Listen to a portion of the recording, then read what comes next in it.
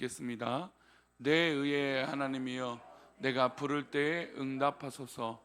곤란 중에 나를 너그럽게 하셨사오니 내게 은혜를 베푸사 나의 기도를 들으소서. 아멘. 기도하겠습니다. 하나님 아버지, 우리 귀한 8월 한 달을 하나님 앞에 올려드립니다. 귀한 한 달을 우리를 붙잡아 주시고 주님의 크신 은혜 가운데 우리를 인도하여 주시며 우리 귀한 믿음의 백성들이 하나님 앞에 있을 수 있도록 복을 내려주시고 인도하여 주옵소서. 주께서 사랑하시는 우리 귀한 믿음의 백성들을 더 믿음 안에서 붙잡아 주시사 정말로 하나님 기뻐하시는 은혜가 넘치게 하여 주시고 시간마다 순간마다 하나님의 인도하심을 경험하는 우리 귀한 8월 한 달이 되게 하여 주옵소서. 우리가 인생을 살다 보면 이 새벽에 내렸던 이런 비처럼 정말 맑은 하늘에 날벼락이 치는 때도 있을 것이고 또 정말 마냥 좋을 것 같은 그 시간 가운데 어려움이 있을 수도 있지만 그러나 하나님께서 우리를 사랑하시기에 그 어려움에서도 그 모든 위기 속에서도 우리를 인도하여 주시고 붙들어 주실 것을 믿습니다. 우리가 무엇보다 다른 것 바라보지 않게 하여 주시고 오직 주님만 바라보며 지금까지 지내온 것처럼 앞으로도 그렇게 살아갈 수 있도록 은혜를 내려 주옵소서. 이 시간 2000번째로 드려진 예물들이 있습니다. 그리고 범사에 감사하여 드려진 예물이 있사오니 주님 기뻐 받아 주옵시고 정말로 귀한 하나님의 은혜가 이 8월 한 달 가운데 우리의 삶의 지경 가운데 은혜가 넘칠 수 있도록 복을 내려 주옵소서. 함께 하실 것을 믿사옵고 거룩하신 예수 그리스도 이름으로 기도올리옵나이다. 아멘. 할렐루야. 아멘. 어제는 밤에 전에 사역했던 교회의 한 청년의 아버님이 돌아가셨다는 소식을 듣고 또 아버님이 아프시기 전에 교회를 다니셨지만 또 이렇게 정해진 교회가 없어서 장례를 좀 도와달라 해서 어제 또 오늘 아침에 도우러 갑니다. 근데 이야기를 듣는데 너무 기고하고 좀 안타까웠어요. 아버지가 이제 딸이 둘인 가정인데 첫째 딸을 낳을 나이가 40살 때였어요. 그러니까 예전 어른 세대에 비하면 굉장히 늦게 결혼하고 늦게 낳은 자녀죠. 근데 그 자세한 얘기를 더 들어보니까 그 아버지가 그 40대, 그러니까 30대부터 병원 생활을 하기 시작했다라는 거예요. 근데 그래서 이제 아프고 몸이 안 좋다 보니까 결혼을 못 할 거라고 생각을 했는데 이제 아내 되시는 분도 엄마죠. 청년의 어머니는 어디서 만나게 되냐면 병원에서 만난 거예요. 그러니까 병원에서 만나니까 처지도 비슷하고 또 아픈 데도 많고 하다 보니 마음이 통해서 늦게 아버지가 결혼을 하셨다는 겁니다. 그래서 이제 늦게 첫째 딸, 둘째 딸까지 낳았죠.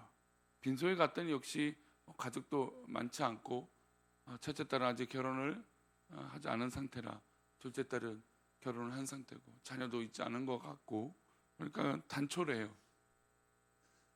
그래서 뭐 그렇게 이제 병원 환자 가운데 이 병 중에 있다가 최근에도 계속 병원 생활을 하다가 너무나 극심한 고통 가운데 그렇게 돌아가셨다는 얘기를 듣고 너무나 가슴이 아픕니다. 삼자가 볼 때는 그렇게 아프고 몸이 안 좋으니까 그냥 뭐 이제 73, 4살 되신 어르신인데 뭐 남들이 보면은 그냥 너무 고통이 심하니 그냥 그렇게 돌아가시는 게 낫지 않은가 막 그런 생각이 들 수도 있어요. 근데 장래 어제 위로 예배를 드리는데 두 딸이 하염없이 눈물을 흘리는 거예요. 그 모습을 보니까 그렇게 부모님이 병환 중에 있어라도 어떻습니까? 이 장래의 이별은 이루 말할 수 없는 아픔이고 고통이고 안타까운 거죠. 그러면서 오늘 새벽 예배를 제가 이제 운전하면서 돌아오는 길에 그런 생각을 잠시 했어요. 야, 우리가 하루하루 살아간다는 의미가 뭔가? 우리가 믿음으로 살아간다는 의미가 뭔가? 우리가 이렇게 특별 새벽 기도로 8월 한 달을 살아가는데, 우리가 뭐 젊든 또 연세가 있으시든 우리의 앞날을 한 치 앞도 내다볼 수 없는 하루하루를 우리가 살아가는데, 이 귀한 하루를 살아가며 우리가 어떻게 살아갈 수 있는 것인가? 또 그러면서 우리는 핑크빛 미래, 우리가 지금 요즘 뭐 올림픽 하니까 매 우리 선수들이 다 금메달 따기를 바라고 다 하기를 바라지만, 금메달이 있으면 무슨 메달이 있습니까? 은메달이 있는 것이고, 은메달이 있다면 동메달이 있는 것이고, 동메달이 있다면 순위 밖에 선수들이 있는 겁니다. 그러면 그들의 삶을 볼 때 최선을 다하지 않았을까요? 열심히 하지 않았을까요? 물론 어떤 이유들은 있겠지만 각자 나름의 최선을 다하고 살아갈 것입니다. 금메달 딴 선수라고 할지라도 영원한 강자가 있습니까? 그렇지 않죠. 언젠간 그 정상의 자리에서 내려오는 순간이 있는 것입니다. 아마 우리 인생이 다 그럴 것이죠. 그래서 우리의 인생을 옛 어른들이 고해라고 말했던 것 같습니다. 고난이 있는 것이죠. 우리가 상상할 때 뭐 다 좋고 다 잘 되고, 물론 저도 그렇게 기도하지만 우리 인생이 그렇게 호락호락하지 않다라는 겁니다. 우리가 예상할 수 없는 그 고난 가운데 또 어려움이 있을 때 우리는 어떻게 그 고난을 이겨내야 될까요?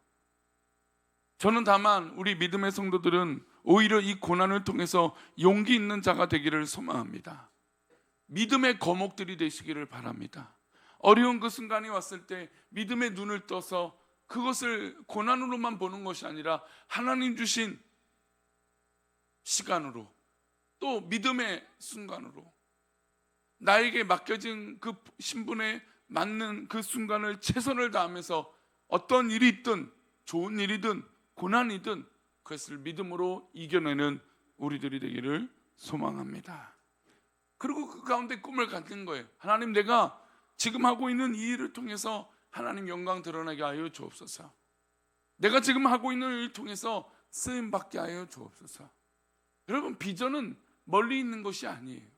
비전은 내가 지금 하고 있는 것을 통해서 하나님 앞에 영광을 돌리겠다, 그렇게 마음을 먹는 그 순간부터 그것이 비전이고 하나님의 부르심이 되는 것이죠. 우리 이 자리에 모여서 다만 기도하는 우리 귀한 성도님들에게 놀라운 꿈과 비전이 있어 우리 성도님들의 삶에 주어진 것들이 그냥 흘러가지 않기를 소망합니다. 순간순간마다 의미가 있기를 바랍니다. 어떠한 고난이 있어도 이겨내시기를 바랍니다. 우리 그런 마음으로 그 어려움을 이겨내는 그런 믿음의 고백으로 우리 1절 말씀 보겠습니다. 함께 읽겠습니다. 내 의의 하나님이여, 내가 부를 때에 응답하소서. 곤란 중에 나를 너그럽게 하셨사오니 내게 은혜를 베푸사 나의 기도를 들으소서.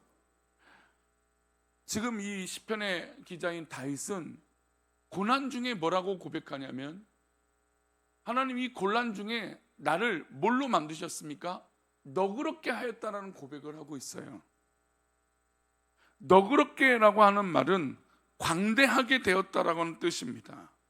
고난은 다윗의 인생을 넓게 만들고, 고난은 다윗의 인생을 더 광대하게 만들었다라는 것입니다. 사람을 대할 때도 그래서 넉넉하게 대할 수 있는 것이고, 이 고난 때문에 다윗의 그릇이 더 커지게 됐다라는 고백을 하고 있는 것입니다. 다윗은 광야의 인생길을 겪으면서 고난의 그릇 안에 이스라엘 백성들을 품어 안을 수 있었습니다. 소견이 좁은 왕이 아니라 넓은 그릇의 왕이 되었던 것이죠. 그는 사울 왕에게 쫓겼을 때 아둘람 굴이라고 하는 곳에 피신해 있었습니다.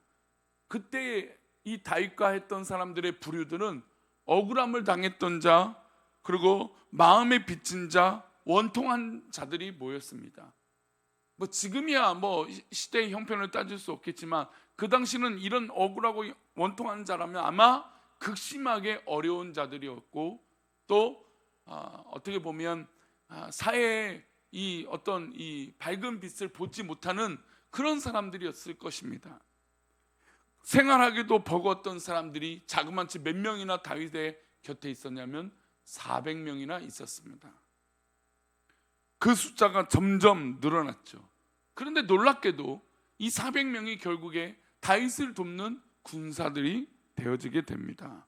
시간이 지나자 이 400명은 600명으로 불어납니다. 모두 다윗은 품어 그들과 함께 이 광야에서 생활하게 됐습니다. 그러니 이 다윗의 입장에서 아둘람 굴이나 이 광야 같은 곳이 하나님께서 채워주시는 뭐가 됩니까? 공간이 되는 것이죠. 여러분, 우리가 고난을 극복하면 하나님께서 채워주시는 놀라운 은혜를 깨닫게 될 것입니다. 그래서 나에게 주어진 이 고난을 믿음으로 이기는 그 순간에 하나님이 채워주심을 느끼게 된다는 것이죠. 훗날 자신의 아들인 압살롬이 반역을 일으킵니다. 쿠데타를 일으키죠. 근데 그 반역의 길에 피신을 합니다. 차마 아들과 싸우고 아들을 죽일 수 없기에 아버지가 그 성을 빠져나오죠. 그런데 신하 중에 시므이가 나타나서 다윗을 뭐라고 하냐면 저주를 퍼붓습니다. 차마 입에 담을 수 없는 그런 악한 말을 다윗에게 쏟아 부었습니다. 아비새가 저 사람의 목을 치어서 강을 건너겠다라고 얘기할 정도로 너무나 듣기 어려운 말이었습니다. 하나님께서 그의 입을 통해서 다윗은 자신을 책망하고 있다라고 고백을 합니다. 그래서 아비새에게 말려요. 야, 참아라. 이거는 지금 하나님께서 나를 책망하시고 훈련하시기 위해서 저런 말을 나에게 듣게 하는 것이다 라고 하는 겁니다. 이런 모습을 볼 때 다윗은 이미 그 마음이 어떤 사람이 된 겁니까? 넓은 사람이 된 거예요. 지금 시편 1편에 고백한 것처럼 곤란 중에, 환난 중에, 어려움 중에 나의 마음을 너그럽게, 즉 광대하게 만드셨다는 거예요. 죄송합니다. 속 좁은 사람이나 속 넓은 사람은 바로 이 고난 가운데 판별이 되는 거예요. 넓은 그릇의 사람이 되면 어떤 환경과 어떤 어려움이 있어도 그것을 믿음으로 이겨내는 것이죠. 다윗은 이 환난 가운데 그 훈련을 하는 것이 맞습니다. 사랑하는 성도님들, 혹시 곤란과 환난이 있으십니까? 그렇다면 이 기회가 바로 나를 넓힐 수 있는 큰 기회가 되는 것입니다. 학생들에게 주어진 건 공부입니다. 학생들에게 주어진 건 미래를 위하여 준비하는 것입니다. 물론 부모님의 사랑을 받고 나의 앞길을 편안하게 누리며 살 수도 있습니다. 그러나 나에게 주어진 일을 내가 스스로 넓혀갈 때 훗날 어떤 말을 할 수 있을까요? 내가 어렸을 때 그렇게 했노라고. 여러분, 우리 어른들은 다 느끼실 겁니다. 내가 어렸을 때 별거 아니라고 생각했던 그 노력들이 지금 커서는 10배, 100배, 1000배가 돼 있다는 걸 알게 되는 것이죠. 고난이 바로 그런 의미예요. 나에게 너무나 싫고 어려운 일이지만 그 고난을 극복하고 이겨냈을 때 바로 나는 어떤 그릇이 됩니까? 광대한 그릇이 되는 거예요. 너그러운 그릇이 되는 것이죠. 믿음의 삶도 우리가 어려움을 극복하면 훗날 우리가 그 믿음의 지경이 어떻게 될까요? 광대한 그릇이 되는 것입니다. 다윗이 경험한 환난의 유익을 3절은 또 이렇게 고백합니다. 3절입니다. 여호와께서 자기를 위하여 경건한 자를 택하신 줄 너희가 알지어다. 내가 그를 부를 때 여호와께서 들으시리로다. 내가 그를 부를 때 그가 들으신다는 겁니다.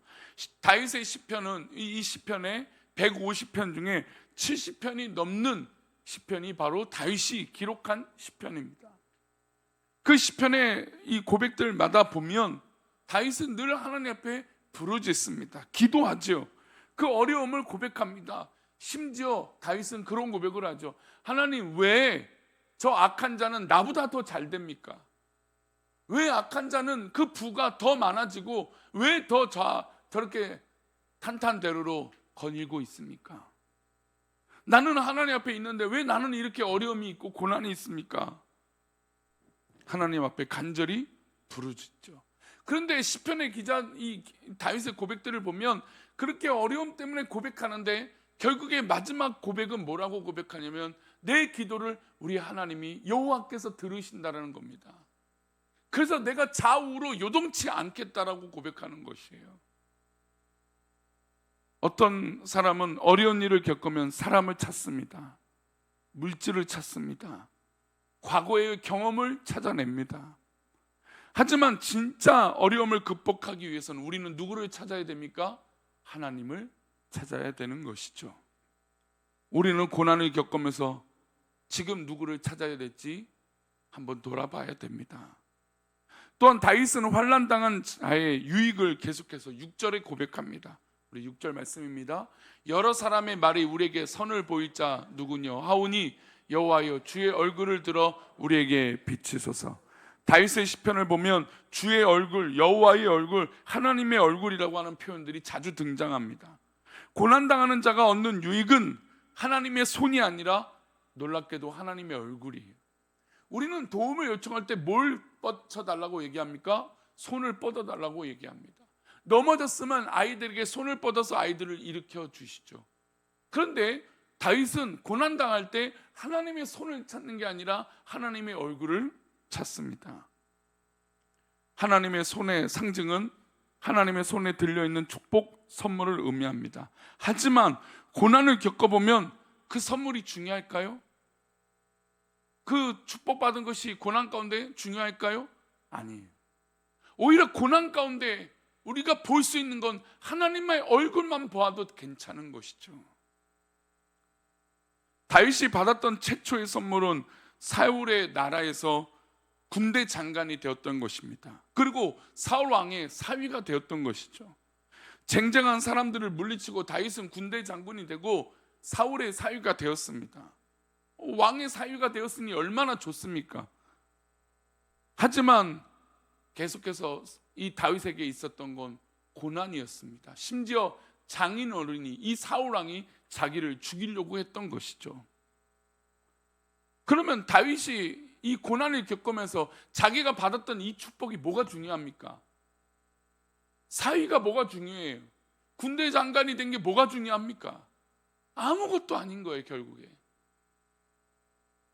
남은 것은 오로지 하나님의 얼굴밖에 없는 거예요. 그러니 우리가 이 새벽에 우리가 하나님 앞에 기도할 때 우리는 하나님의 얼굴만 봐도 족한 거예요.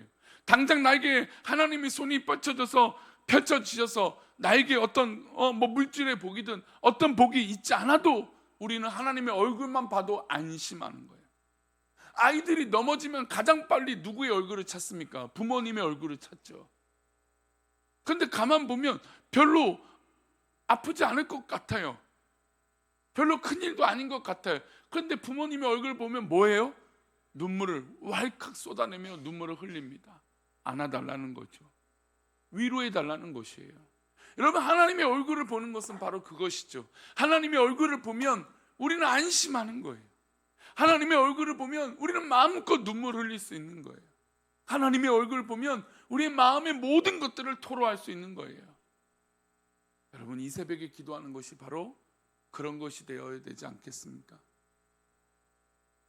물론 우리에게 고난이 아니라 축복만 늘 있고 좋은 일만 늘 있으면 좋겠지만 우리에겐 때로는 고난이 분명히 있을 것입니다. 우리 인생이 그렇죠. 이 고난 가운데 우리가 하나님의 얼굴을 볼 수 있다면 여러분 넉넉하게 이기게 될 줄 믿습니다. 그러니 고난당하는 그 순간에 하나님께 구하십시오. 어려움 당하는 그 순간에 하나님의 얼굴을 보십시오. 그러면 하나님의 참된 위로가 우리 그 어려운 가운데도 있으며 이겨내며 승리하는 복된 은혜가 우리 성도들의 삶 가운데 있게 될 줄 믿습니다. 기도하겠습니다. 하나님, 오늘도 이 새벽에 믿음의 성도들 다른 거 선택하는 것이 아니라 하나님을 바라고 하나님의 얼굴을 구하고 하나님께 간구하러 모여있는지 믿습니다. 우리 귀한 믿음의 백성들 다른 것을 바라보지 않게 하시고 오직 주의 얼굴만 보게 하여 주옵소서. 주께서 사랑하시는 믿음의 백성들을 더 굳건하게 인도하여 주셔서 좌우로 흔들리지 않게 하여 주시고 오직 주님의 영광만 바라보며 주어진 삶의 환경 가운데 믿음의 걸음을 걸어가며 승리할 수 있도록 복을 내려 주옵소서. 그래서 시간이 지나고 세월이 지났을 때 이 믿음의 승리로 말미암아 하나님 넉넉한 그릇이 되게 하시고 광대한 그릇이 되게 하여 주시고 폭넓은 사람이 되어서 많은 사람들을 위로하고 오히려 사랑을 나눌 수 있는 넓은 믿음의 그릇들이 되어질 수 있도록 하나님 축복하여 주옵소서. 하나님, 귀한 믿음의 백성들에게 이 8월 한 달 귀하고 복된 한 달 되게 하여 주시고, 특별히 무덥고 때로는 이렇게 천둥 번개가 칠지라도 주님의 놀라운 은혜로 우리를 회복시켜 주시고 인도하여 주옵소서. 주께서 사랑하는 믿음의 백성들을 그렇게 인도하실 것을 믿사옵고, 그렇게 승리하는 귀한 한 달 될 걸 믿사옵고, 거룩하신 예수 그리스도 이름으로 기도 올리옵나이다. 아멘.